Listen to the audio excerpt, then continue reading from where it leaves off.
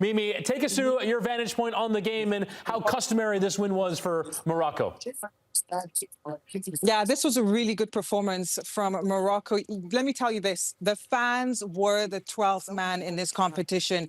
It was so loud, and they were jeering whenever Cameroon had the ball. But Morocco were very well organized in this game. We saw them defensively very disciplined, and as well that attacking flair that they had. And what can we say about Brahim Díaz, the man that scores in every single game so far? 5 games for Morocco, the first Moroccan to do this in the competition. And he's the man that just finds those places. He's always delivering for Morocco when they need it. El Kabi providing him with the assist and him finishing with that clinical finish. What a tournament Brahim Díaz is having at the Africa Cup of Nations. Mimi, so much talk going into this match and going into this version of the Africa Cup of Nations was about the pressure on their manager, Walid Regragui. Where do things stand on the street with the fans right now, given this result that Morocco is back in the semifinals?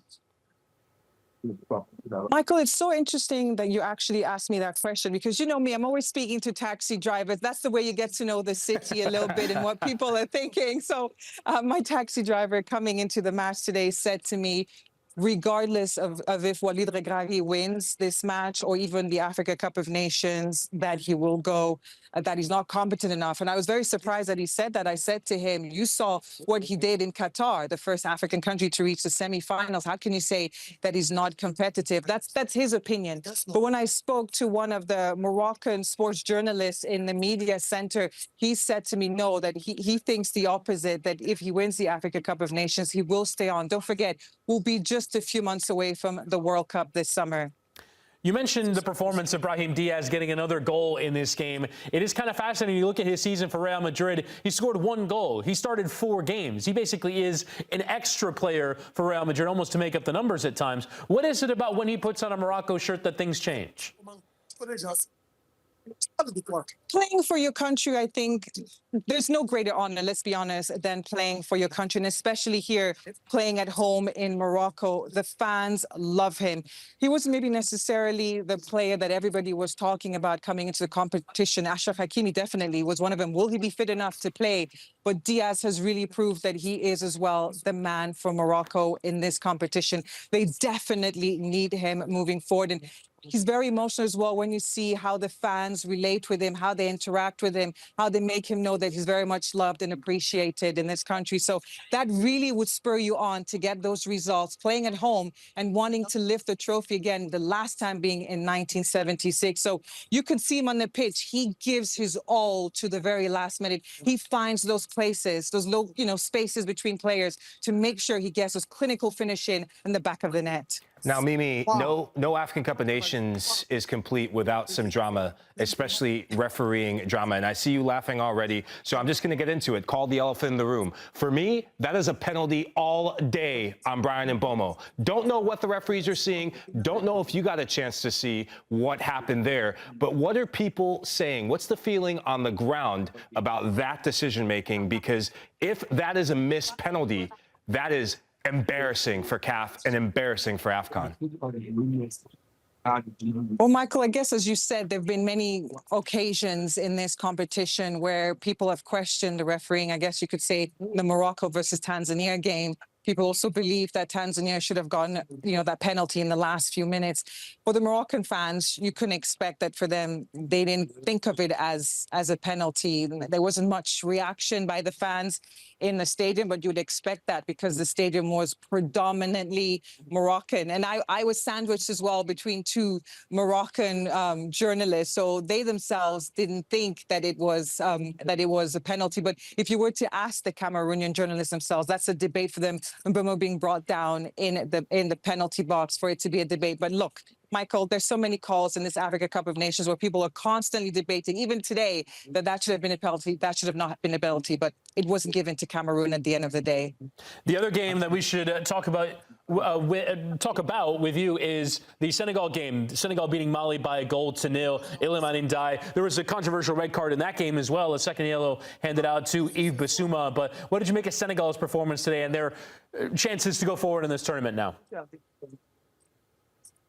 A lot of people are saying with Senegal coming in now to the semifinals, they are definitely one of the contenders. Like I've had a lot of people, including former African football legends, telling me that they think that it will be a final of Senegal and Nigeria. Senegal are a very well-balanced team. They're a team that I would say for Mali, they're very physical in terms of how they play. And we saw that again today in the game against Senegal, but they're not disciplined enough. They're picking up a lot of red cards, as we saw again in the match with Yves Bissouma, their captain.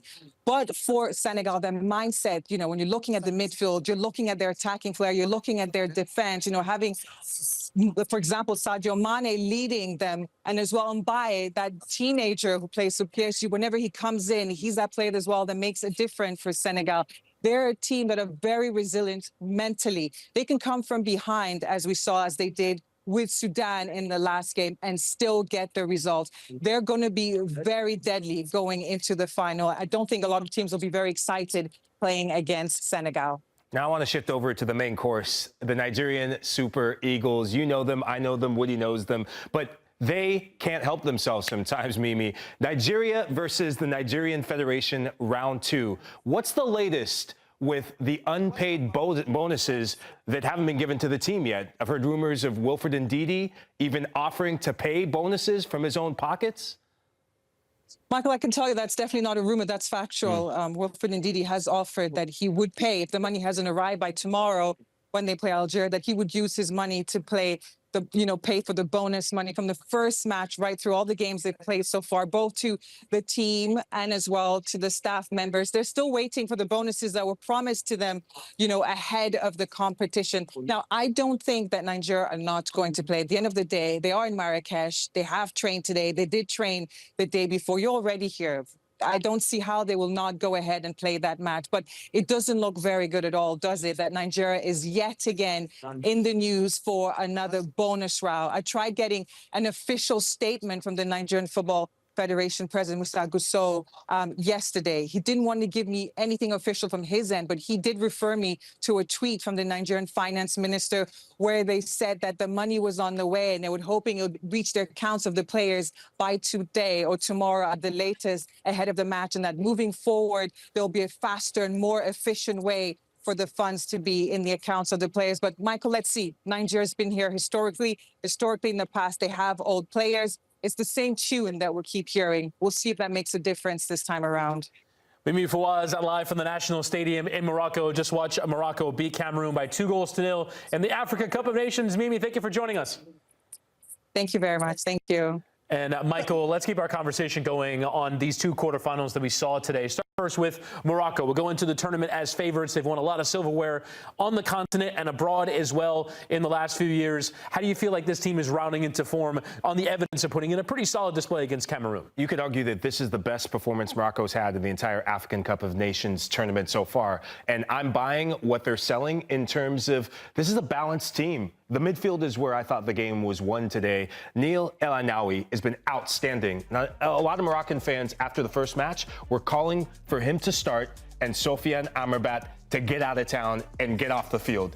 And their manager, Walid Regragui, he answered that message. But in the final third, we have to go with the main man, the star. And no, it's not Achraf Hakimi, it is Brahim Díaz. And I love that Mimi gave a couple nuggets about them, and I have one here. He's now scored 13 goals in his first 20 matches for Morocco. Only one player has ever done that, and that is incredible, right? In Moroccan history, they're a young team who is only as good as their last game, and their next game is going to be the biggest game in this young group's history. But I want to go to something that I think is a bigger talking point with Morocco. It's not the scoreboard. It's not Saibari getting his first African Cup of Nations goal. It's the refereeing, Woody. The refereeing for Morocco's games, it's embarrassing. It's becoming a bit obvious to me that the refereeing, it's a bit one-sided in this. There is no way you can go and look at that call, that foul on Bryan and Mbeumo, and tell me that is not a penalty. Yes, you call things for VAR. Yes, to the VAR crew. But to not give that as a penalty, that is not good enough from CAF. It's not good enough for this African Cup of Nations. And if Morocco are to continue and win this whole competition, I'd say congrats to them. I hope they go the distance. I hope they can go and add to their history. But not like this, Woody. This has to stop right here. I mean, that refereeing decision certainly plays a role, but I think we showed the statistics in the game. Morocco were the better team. Yeah, They absolutely. created more chances, and Cameroon, I think all the issues that they've had off the field kind of came to bear in this quarterfinal, didn't they? Yeah, look, Cameroon, they got as far as they could, and their manager, David Pagou, deserves all the credit because Samuel Eto'o chose him, and it was a controversial decision, and they were practical. They're not going to win anything on the eye test in terms of playing beautiful football. You and I were going back and forth with saying it was kind of like watching this match. They came up against a more talented side of Morocco, a more complete side, and I always felt that this African Cup of Nations came just one cycle too early for this group. You will hear about this Cameroon side moving forward at the next edition of AFCON, but now the pressure is going to ratchet that much more on Morocco because this is their first semifinal appearance since 2004. The last time they made the semis, they went all the way to the finals and lost to Tunisia. So hopefully for the Moroccans, history does not repeat itself.